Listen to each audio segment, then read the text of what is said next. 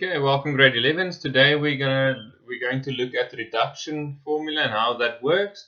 And as an introduction to that, I just again want to remind you of the following.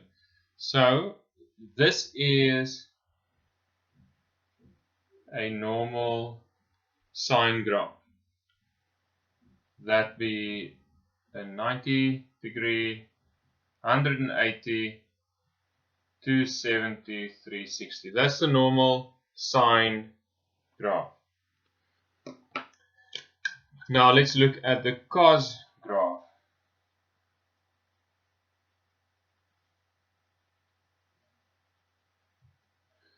And you can see that if you are able to move the cos graph 90 degrees to your right, it will become the sine graph. Or if you are able to move your sine graph 90 degrees to the left, it will become the cos graph. But if I move the cos graph 90 degrees to my left, it will be the opposite. It will be a reflection around the x-axis of the sine graph. In other words, whatever the sine graph is, it will be negative of that. And the same thing with the sine graph. If I move the sine graph 90 degrees to my right, it will be a reflection around the x-axis of the cos graph. In other words, whatever the cos graph is, the sine graph will be a negative of that. So keep that in mind as I take the explanation further. Okay, now let's move over to the cast diagram. And as you can remember, this is the cast diagram.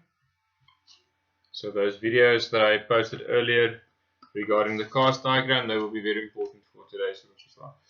Okay, so first angle we're going to refer to as theta. And this is now theta.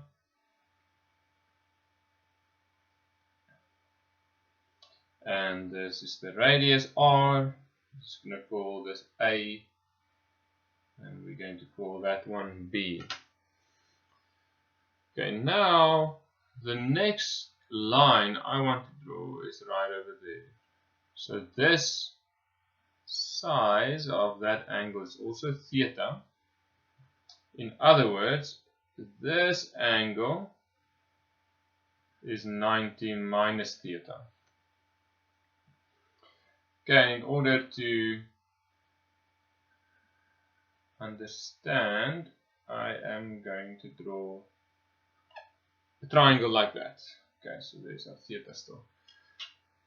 Okay, keep with me.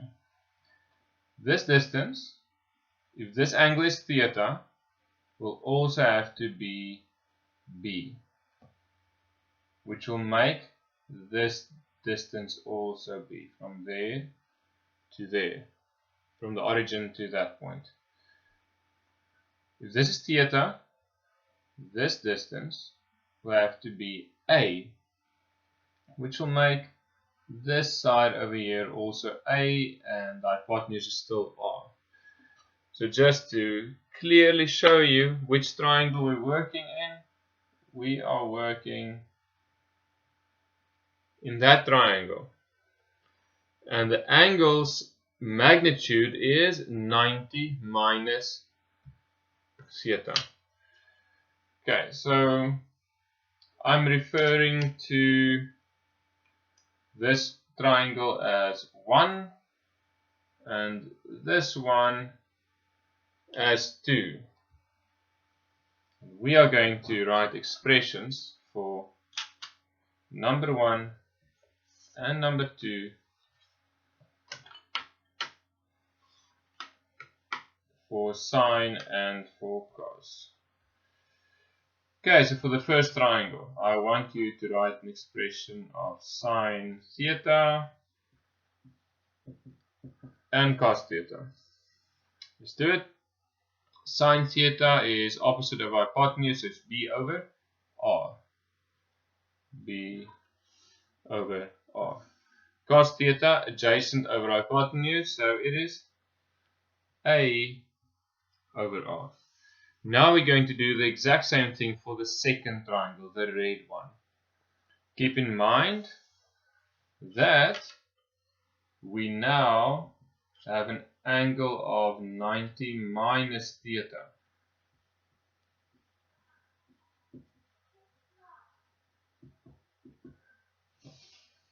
Okay, so from here, this angle, this is our starting point. Sine is opposite over hypotenuse. So it is A over R. And cos is adjacent over hypotenuse. Hypotenuse is B over R.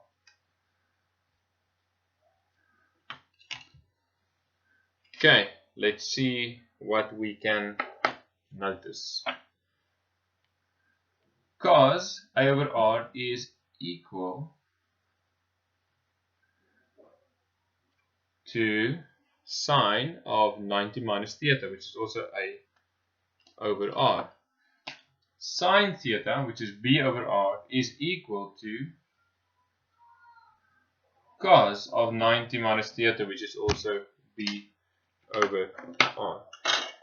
And this is the first half of the reduction formula, which literally, under all circumstances, looks like this. So whenever you have an angle of 90 minus theta, for a sine or a cos, it is equal to the opposite. Sine 90 minus theta is equal to cos theta. Cos 90 minus theta is equal to sine theta. And this is the first half of the reduction formula. Now we're going to move over to the second half. Okay, let's do the second part of the reduction formula by drawing another triangle. We'll do this triangle in the second quadrant. We'll be over there. This angle is also equal to theta. And this distance, which was B, its new coordinate will be negative B. But remember now, we're not working with theta in itself. We're working with 90 plus theta, this whole angle. And when we are working with that angle, we are working from this position. Okay. So if this is A, that one will also be A. If this is negative B, this will be negative B. So for this third triangle, we are going to get an expression for sine 90 plus theta. So sine for this triangle is opposite over hypotenuse. So this is still R. So opposite is A over R. For cos 90 plus theta, it will be adjacent over R, so it is minus B over R. So if you compare these with the original values, you will see that A over R is cos theta, and minus B over R is sine theta, so this will be negative sine theta.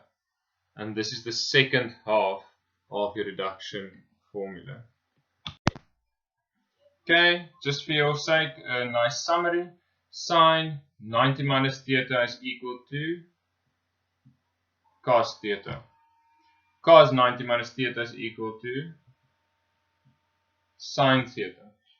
Sine 90 plus theta is equal to cos theta, and cos 90 plus theta is equal to negative sine theta. You can confirm this in your calculator as well, but here you go, this is the reduction formula.